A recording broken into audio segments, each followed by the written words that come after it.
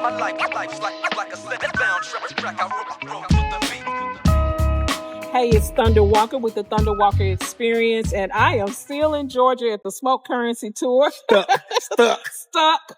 But I'm excited to be here, and I wanted to make sure that I got a chance to speak with you, Coach. This is Coach. Yes. I wanted to make sure that I got a chance to speak with you because for me, this whole industry needs to have a huge voice, and I think you are that part of that huge voice in the hemp area. Yes. So, Coach, you are the CEO, president, founder of the Georgia Hemp Association, correct? Yes, ma'am. 501c3 tax exempt. Yes, ma'am. Awesome. And you wrote a bill. You got a bill. That's my bill. House Bill 314. 314. I think it's the hemp bill. We were also instrumental in helping out with the cannabis legislation. So I want to give a shout out to Doc Hodge, Dr. Uma, and Sharon Rayburn, some of the builders and architects of what was happening in Atlanta. Okay, awesome. When I got to DC, yes, and I know we had met before, but when I got to DC, this man came through for me because I was in DC. I landed, and I really didn't know what to expect. This was my first time lobbying, and I didn't know what to expect. But it was so fast paced until Coach came and said, "Hey, this is what you're gonna do." Boom, boom, boom, and he made it work. We made it work.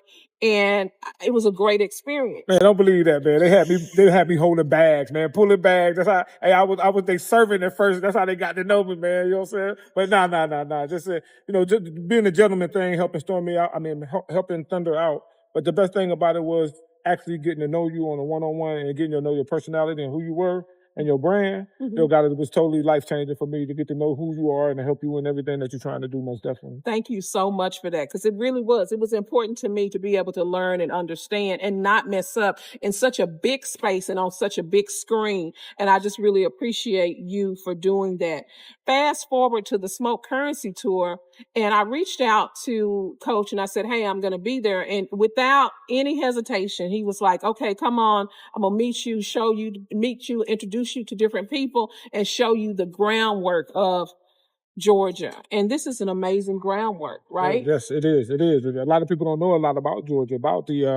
Georgia is actually #1 for the underground growth. You know what I'm saying? Shout out to Chocolado, shout out to Pazuki, all them boys. Out to Gas House too, but Felix them over there, man. And a lot of people don't know that those top brands are from Georgia.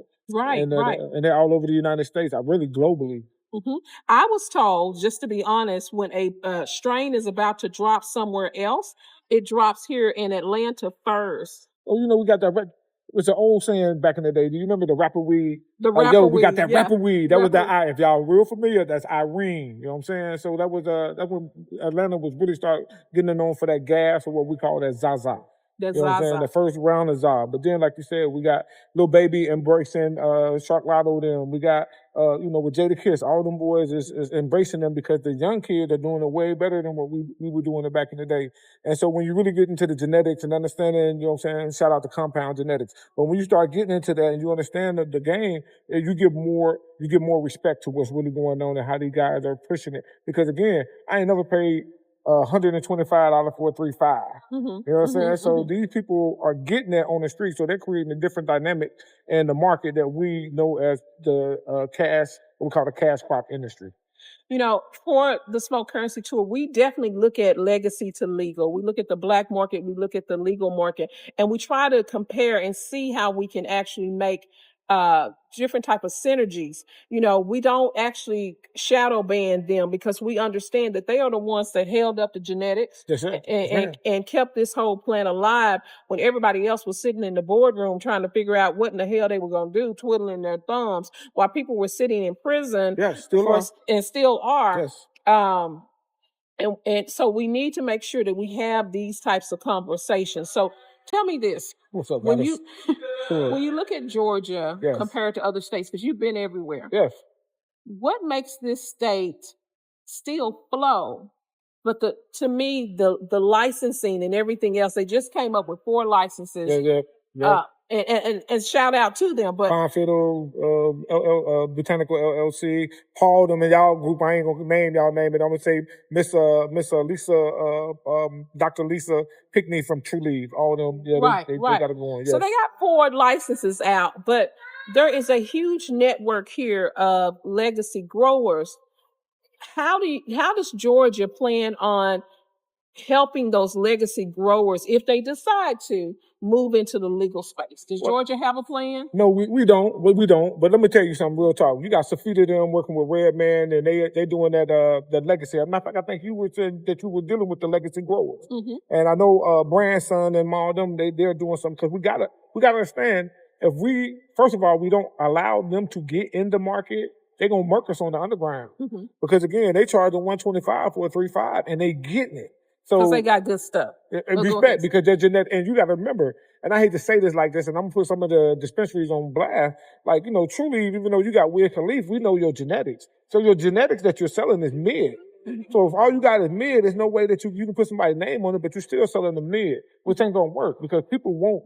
When you talk about good medications, you want the best medication. Absolutely. So when we come down, it's gonna come down to genetics. Shout out to hold on, keep giving these shout out. Shout out to Doc Ray. You know what I'm saying? Doc Ray Genetics dealing with the only genetics that's for military or soldiers that helps with PTSD. So when we talk about bringing these people together, the legacy people together with the people who are already in the industry, I think we're going to start getting into this genetic game, and it's going to be about who got the best medicine and how can we get them into the field to help us, I want to say solidify this field that we're in as far as good genetics, good medication in the industry. If that makes sense. And see, this is why it's so important for people to understand the genetics is very important, but we also have to do an evaluation of the genetics so we can understand which one is best. And that's the conversation that we ended up having here. It was huge synergy. We actually had the CEO and president of 10,000 Black appraisers tell us a little bit about what it's like to appraise hemp and what that circle looks like and how he's trying to train additional people. Shout out to where he from? Where he from? He's from Georgia, From baby. Georgia. From See? Georgia. Shout out, man. Atlanta, Shout out. ATL.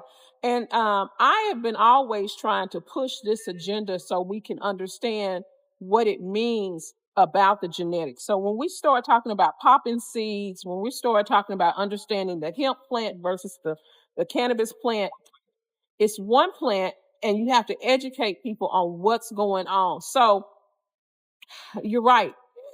They are either going to have to help them get into the market or the market is going to saturate them so much because the quality of the legacy market is so good. And there's a stream, there is a huge stream of people that understand the legacy market. That's 100. Yeah. Because if I go to New York or if I touch down in certain cities, I'm not going to dispensary. I'm be honest with you. Because I know what most dispensaries have. If I go with what growers and what city and try to pull up on them to get the best genetics that we can. So let me ask you this. A lot of the brands are trying to go, and this is controversial, but I want to ask this question. A lot of the brands are trying to hire like celebrities to go out there and push their brand, push their brand. Do you think that's a sustainable business? Not at all. Okay. Not at all. It can't be. Because again, if you know what organization genetics are, where they get their genetics from, and then you start talking about, even though they can put a name on there, and I'm telling you, if you put Wiz Khalifa now, if you put, what's the boy name? They Not Like Us. What's that? If you put Kendrick Lamar name on anything right now, it's gonna sell. It's gonna sell. But is it gonna be the best genetics? You feel me? And you know me, if we get some, and we, man, this ain't even it. Right. Oh, you going back to get it? No, not at all. So, it's going to come back to who got that gas, who got it. And then, the biggest part about a lot of people going to miss out on? What is that? It's the culture. The culture. The culture. Exactly. Trust me, I'm finna believe anything she say right now because I've been seeing her do the work in the culture. You know what I'm saying? And you ain't did the work under, then I ain't really trying to deal with you like that. But because I see you actually out there, you're putting your hand on there. And then what I love about you is you're actually doing it from different perspectives. So you're giving us different ways to look at how this market is to grow. If that makes sense. Thank you. Yes. And it's not easy because everybody doesn't want to see the future that really the voice of the people is going to control this plant. Come on. What you say? It's the voice of the people. It's not going to be these MSOs. Everybody's afraid of the MSOs. But they got money. They got money. And I get that. Yes. But just like you said, just because it has a label on it does not mean that when you inhaling and when you smoking, and tasting, you're not going to stick with it just because it has that particular That's person, respect. celebrity on there. And so we got to make sure that we got some good stuff going on. I mean, some really, really good stuff going on. You've been in this industry for a very long time. You wrote your own bill and everything else. Tell me about your nonprofit. What's the goal of it? Well, my nonprofit is Georgia Hemp Association, and when we got into the game, everybody was marijuana this, marijuana that, and it was like at the time it was the first cannabis cup. We took 40 people down there. I mean, I'm sorry, we took 22 people down there, and it was the worst time we ever had in my life, but it was the best time experience that we had. And so most of the people who got in that game with us are still in this game. But it's about bringing information. Once I started going to certain cups, I really start learning about this hemp and understood that, in the 1940s, it was considered $1 billion industry. If we were to implement and do things now, it's considered $1 trillion industry. And my thing was, let's not get focused on just one small aspect of the market. Let's get involved with the whole market and figure out how we can sustain from the sustainability aspect, from the growing aspect, and just having access to food, dealing with farmers. So it seems like everything God wants us to know about this time that's coming and how to wind up moving forward. I call it God conscious. And that's to move forward with knowing these things to help us deliver ourselves in a sense. So to know where our food at, to know where our medicine at, to know where our clothing at, to know where our housing is at. You know what I'm saying? And that's all about this plant. So, having that right now, I think is the biggest thing. But Georgia Hemp Association is to help develop that, take landowners, investors, and farmers, bring them all together, you know what I'm saying, and show them a real infrastructure that we can build that's going to help our people in the long run. If I that makes sense. love that. I totally, totally love that because it needs to be in here. We need to put it in here first. Yes. And some of us are not even trying to absorb this. And I think that that's where you're going to find if you don't absorb it, you're going to miss this. It's going without you. The train is leaving without them if they don't start figuring Who's this gonna say that part. midnight train to Georgia? That's that Midnight train train to leaving, man. What you Georgia. say? Oh, I'm loving this interview. I really, really am. Where do you see the Georgia Hemp Association being in the next year? What's the goal? Well, I'm gonna tell you, man. I work with my daughter a lot, man. I don't know if you guys know Hollywood, or it's Alexis Harris, but we call her Hollywood. The name of her company is Consultant Harris, or Harrison Associates. She took that company, man, revitalized it, and she deals with what you call programming, right? So we have to understand that a lot of these things that we're talking about, even dealing with government money, dealing with, even infrastructure, we got to have programs for our people to kind of like fall into to really understand how the system works and to be able to get funding, make sure we understand funding terminology, like certain keywords that we have to use and, and doing grants or grant writing. So, it's in the next year, man, it's a marathon. And I'm not gonna lie, I'm looking at for the next 5 years, where could we be at? And I'm hoping that we have a little bit more input in the infrastructure, that we have distribution points where we can process our plants, you know what I'm saying? And that our Black farmers can be positioned to actually benefit from the market like they have never been in the history of growing. I love that you say that. And let's talk about the Black farmer because I think that's something that's huge. The Black farmer is huge. Gotta I get that think that food. there's youth coming back. The youth are coming into farming and that they want to know farming. The Black cowboy is Yeah. definitely Man, you back. seeing them? Yes. Hey, we just had a Black woman rodeo here in Georgia. What? Like June, that was Juneteenth. Oh my God. Yes, Okay. yes. And so, I will ride a horse. Go ahead. what? Stop. I mean, I'm scared of them. I ain't gonna ride them. Man. Matter of fact, they told me I'm too big. I can't get on them. But I seen some pretty big cowboy. Yeah. But all those things in this industry that we got, the farming, have you heard of the Black Belt? Yes. All right, so a lot of people don't know that the Black Belt runs from North Carolina, South Carolina, Georgia, a little bit of Florida, Alabama, Mississippi, Louisiana, a little bit of Tennessee, and a part of Texas, right? All right, but this is where all the major plantations were, right? So this is where all our Black people wind up working in, and that's where our ancestors land. That's where the blood and the sweat resides. And so our thing is, how can we go back and how can we get that land back? How can we activate our people to, first of all, learn that history so we can go back and be a part of it? Now, you got to remember one thing. As of April the 1st, the BRIC kicked in, which is Brazil, Russia, India, China, and South Africa. All right. So now our currency around the world has to be backed by platinum, silver, gold, or a commodity.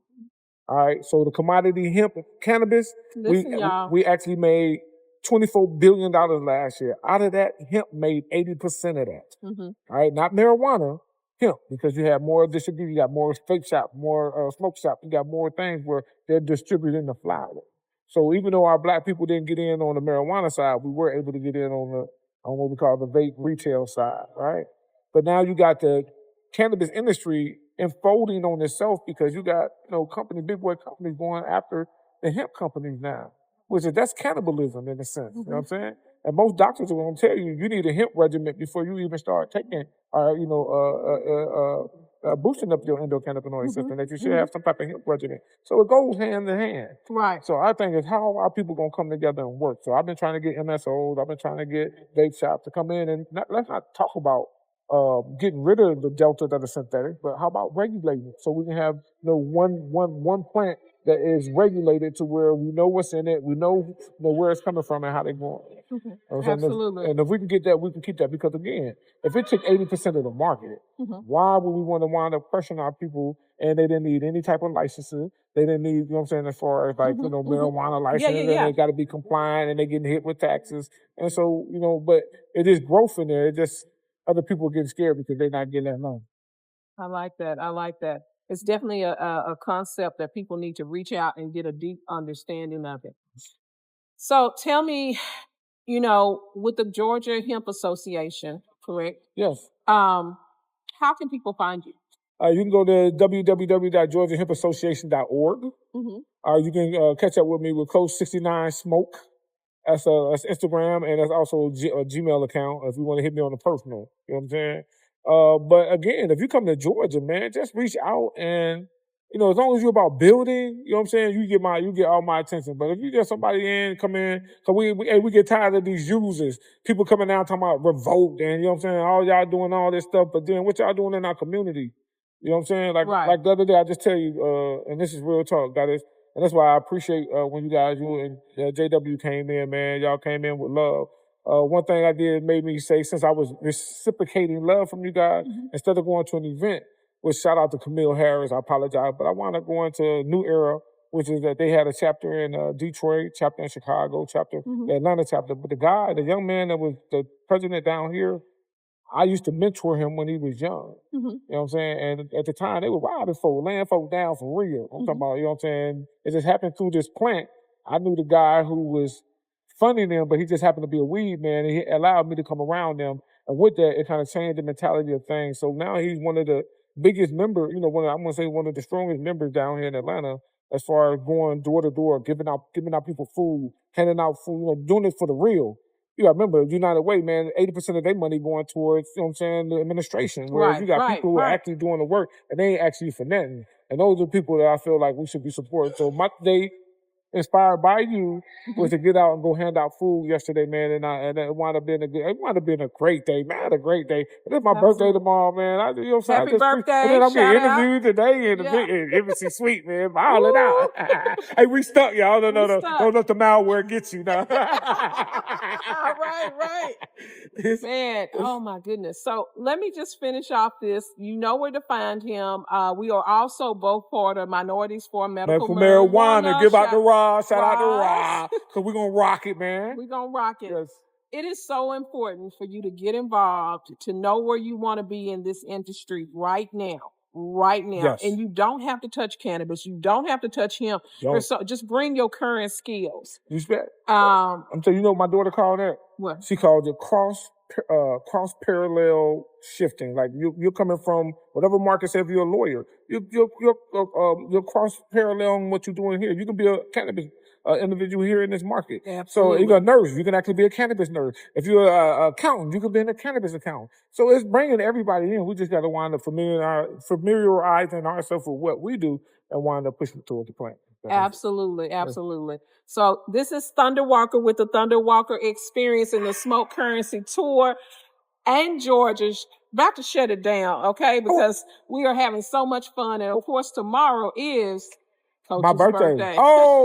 Hey, one more birthday shout out. Check this out. This is birthday shout out to Rob, but this is what I want to tell y'all too about why y'all want to join Minorities for Medical Marijuana, right? If y'all just getting in the game and y'all don't know too many people, bro, she got over 27 chapters.